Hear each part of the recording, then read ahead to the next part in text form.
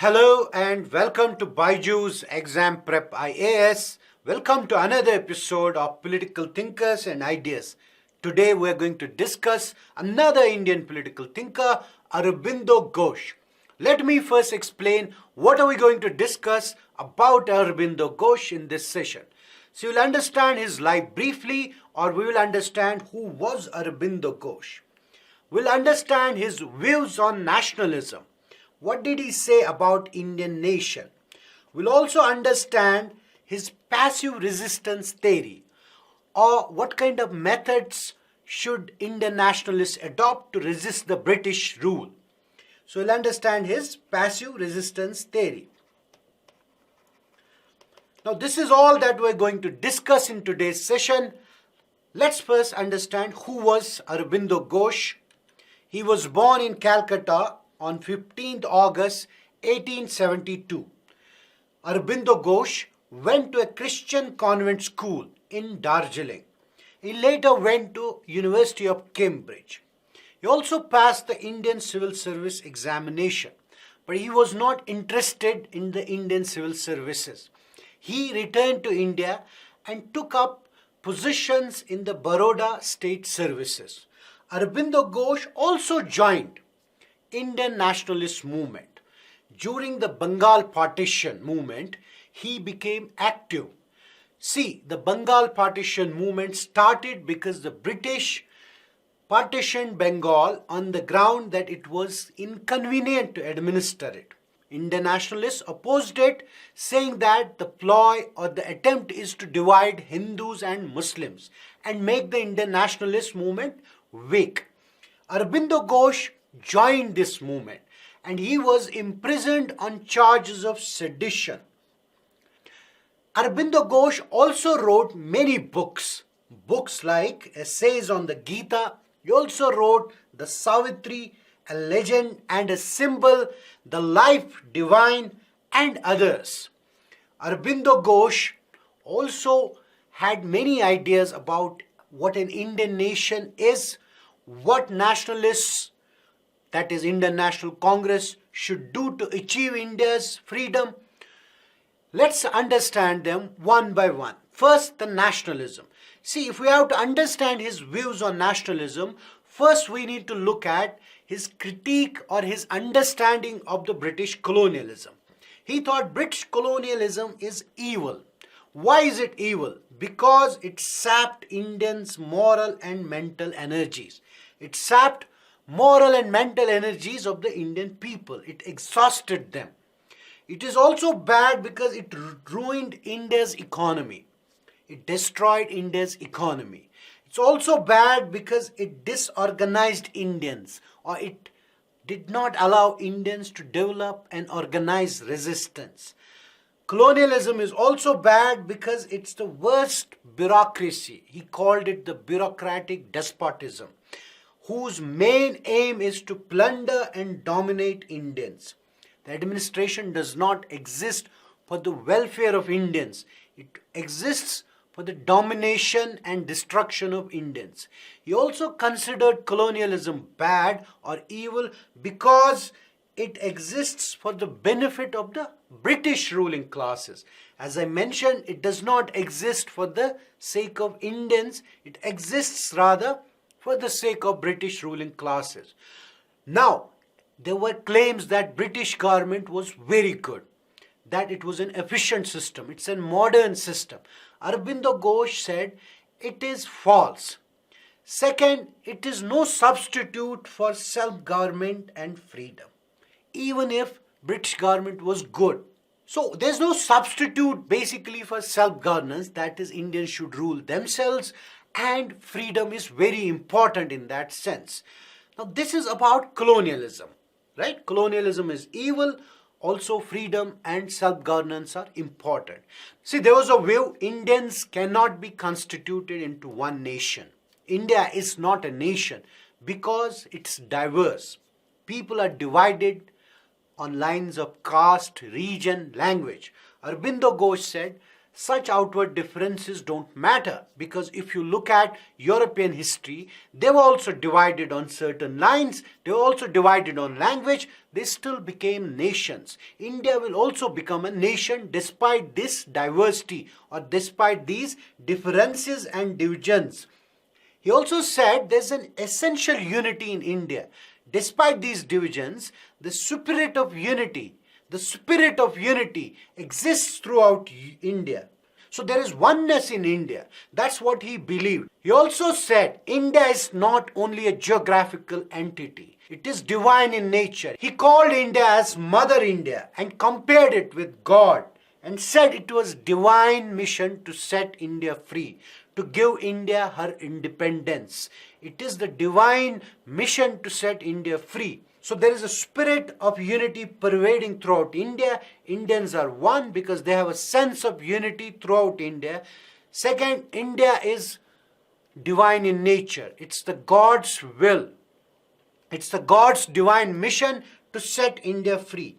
Now, why is it divine mission to set India free? See, if India is set free, it will also liberate Asia. It will liberate the subject people in the world, the people who have been colonized.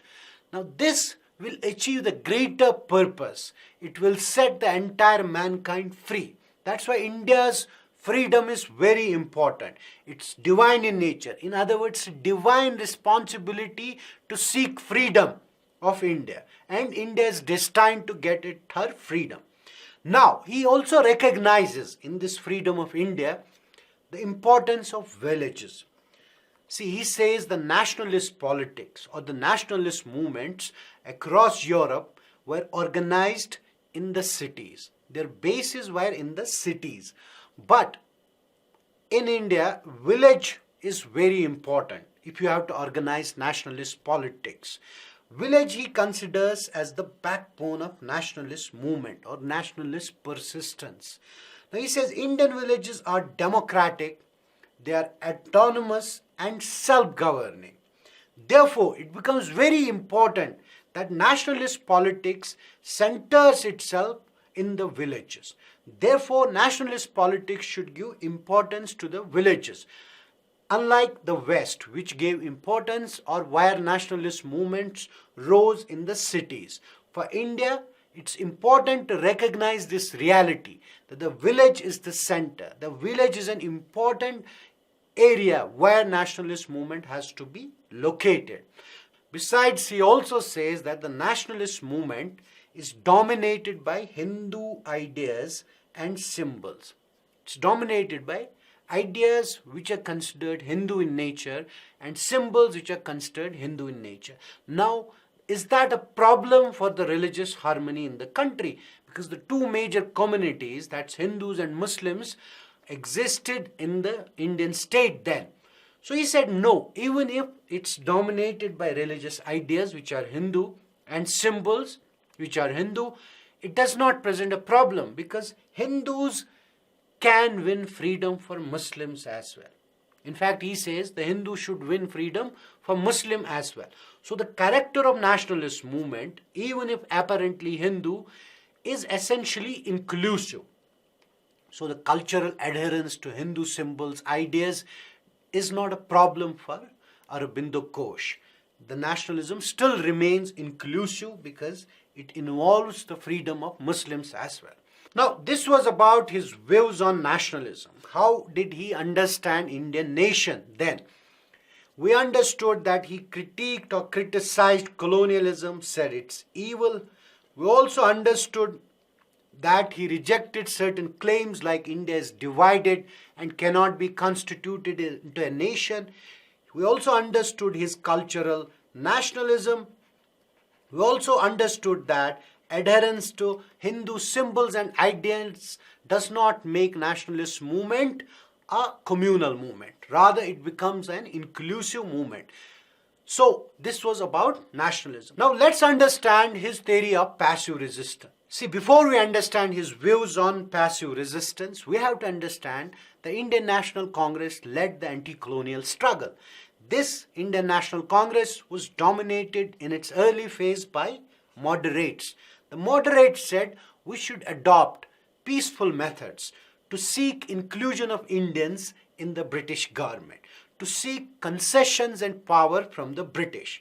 Now, Aurobindo Ghosh did not like such methods. He criticized these methods of Congress party, these moderate methods of petitions and prayers.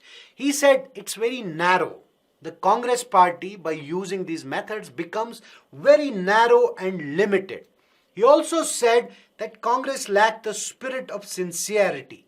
There are no right type of methods used by Congress, and the leaders are also not of right type. This is what he thought about moderates and the Congress party.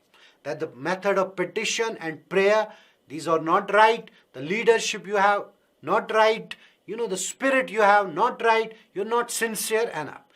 He also said, if British government gave some concessions to Indians, for example, allowed them to write Indian civil service examination or gave some seats in provincial legislative assemblies. He said Congress considers this favor with rights of citizenship. He says citizenship is different from these concessions. British remains a despotic foreign government.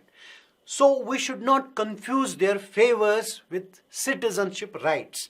That's what Aurobindo Ghosh said then about Congress's politics. Now these are the problems he found in the Congress approach towards the British government. So he argued that Congress should go to the masses. It should engage with the Indian people, educate them, also speak their language. It should identify itself with the masses, with their aspirations, with their wishes. In other words, he was simply arguing that Congress should Indianize the nationalist movement. They should Indianize the nationalist movement. They cannot retain the English outlook while also fighting the British government. So these are some of the problems he found in the moderates, he found in the Congress party, and also he gave a suggestion that Congress should Indianize the movement. Now, see, Aurobindo Ghosh knew that Indian patriots have three ways to resist the colonial government, to end the British rule in India. One is the method of prayer and petition. That is, you use constitutional methods to seek power from the British government, to seek concessions. We already understood it. He criticized this method of Congress party. Second is the method of armed revolt. There were some nationalists who believed that we can overthrow the British government through violence. They argued that the British government or the British rule in India is very violent. It's oppressing the Indian people. Therefore, it's legitimate to use violence against this oppressive government. The third method is the method of self-development and passive resistance. Indians could resist the British government. At the same time, they could also develop themselves. See, they can use Swadeshi products. They can boycott the government. They can boycott the foreign goods. This will help them, to develop themselves. They will develop their own industries, own products, own schools and other things. At the same time, they will also resist the British government. The aim of passive resistance is self-development as well as making the functioning of the British government impossible. It's by withdrawing support to the British government and cooperation that we can achieve a freedom as well as self-development. So simply passive resistance is for self-development. It's also to make the British give India her freedom. Passive resistance, as we understood, will involve using the Swadeshi products, boycotting the government. Let's understand in detail what measures can be undertaken in passive resistance.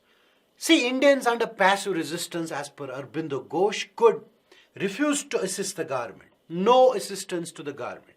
Don't pay taxes to the government. Boycott the foreign products manufactured outside India. Also boycott the government schools, boycott colleges, boycott law courts. Also in the meantime, develop your own schools, colleges, arbitration courts. This will help India develop themselves and also achieve national independence. So this is how passive resistance and self-development go together. See, Sir Aurobindo's passive resistance was influenced by the Irish Home Rule movement against the British rule. His theory of passive resistance was also a precursor to Gandhian theory of satyagraha. As you might know, Gandhi took the Congress party to the masses, took the national movement to the masses. He also used civil disobedience, non-cooperation movement and satyagraha to challenge the British rule. Now, in that sense, Aurobindo's passive resistance theory could be taken as a precursor to the Gandhi's strategy to oppose the British rule. This was about Aurobindo Ghosh's passive resistance idea. This brings us to an end of today's discussion. Before we end today's discussion, let's look at two questions that we can expect in the examination. Number one, discuss Aurobindo's theory of nationalism. Now you understand very clearly what are Aurobindo's views on nationalism, right? He criticized British colonialism. He criticizes the idea that India is not one people. It can't be made into a nation because of its diversity. He says there's a spirit of unity across India. He also says India's mission to liberate itself is divine in nature. Or in other words, it's divine mission to set India free because it can enable other subject territories or other colonized nations to set themselves free.